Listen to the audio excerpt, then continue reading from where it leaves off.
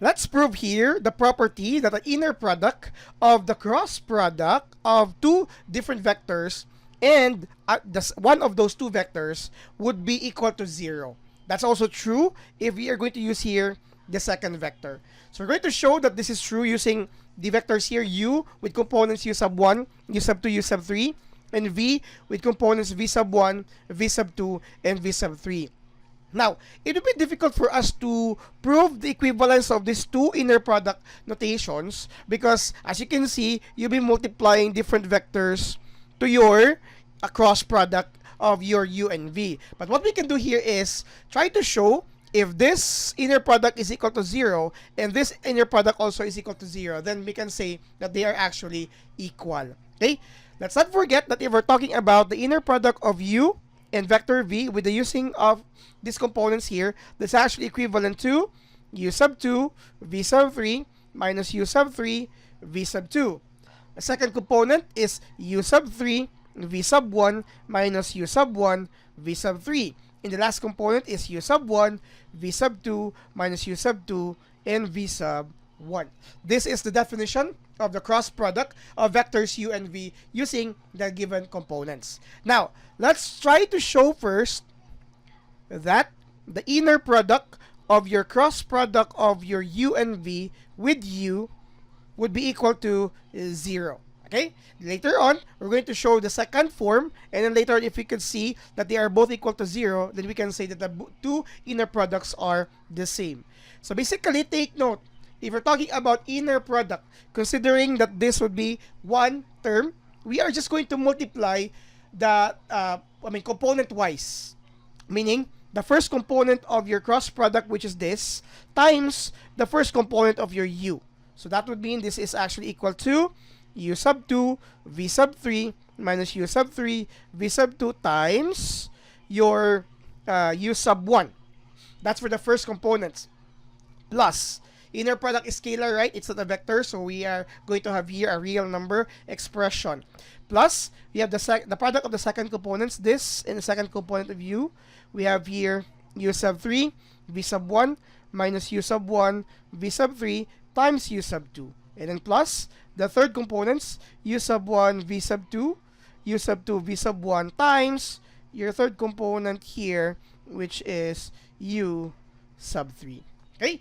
Let's try to use the distributive property here. So you have u sub 1, u sub 2, v sub 3 minus u sub 1, u sub 3, v sub 2. Next, plus u sub 2, u sub 3, v sub 1, okay, minus u sub 1, u sub 2, v sub 3. You would see that this has already been, can be simplified, okay? So you would need to continue first, plus u sub 1, u sub 3, v sub 2, as we distribute that here, minus u sub 2, u sub 3, v sub 1. As mentioned earlier, this is simplified to that. On the other hand, this negative u sub 1 v sub 3, you have positive here, that will be cancelled. And the last would be this one here, that's also cancelled, leaving the result of the first is 0. So we have shown that the inner product, first, of the cross product of u and v with the u vector is equal to 0.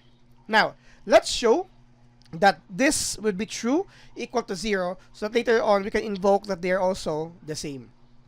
Again, we have here the inner product of u and v, but this time we'll be multiplying that to v. Take note, the inner product is this entire form. Let me copy that. Okay, so that we will be guided with the correct forms. Copy, paste here. Okay, and take note that if I talk about the v, we have the components v sub 1, v sub 2, and v sub 3. So this is equal to, you will have to multiply u sub 2 v sub 3 minus u sub 3 v sub 2 with the first component of v, which is v sub 1. It's here. Okay. Next, plus u sub 3 v sub 1 minus u sub 1 v sub 3 times the second component of v, which is v sub 2.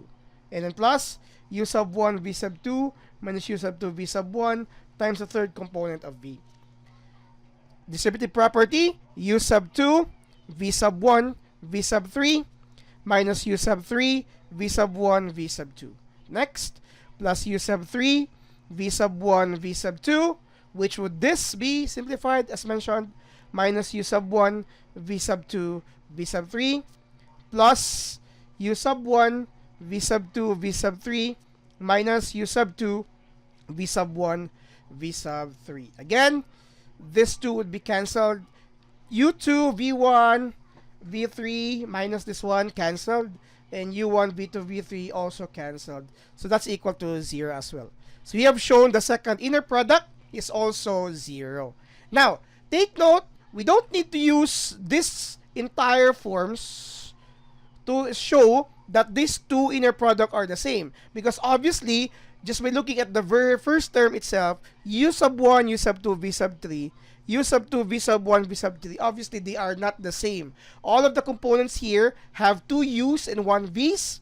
This one here have 2 v's and 1 u. So there is no way that they are actually equal to one another. But since both of them are equal to 0, the inner product of u and v with u is equal to 0, and the inner product of u and v with v is also equal to 0, and then we can say that the inner product of u and v with u is just equal to the inner product of u and v with v. This is the proof for their equivalence. Now, this is, of course, entirely talking about a property which states that the inner product of a cross product and any of those two vectors is equal to 0. Thank you very much for watching.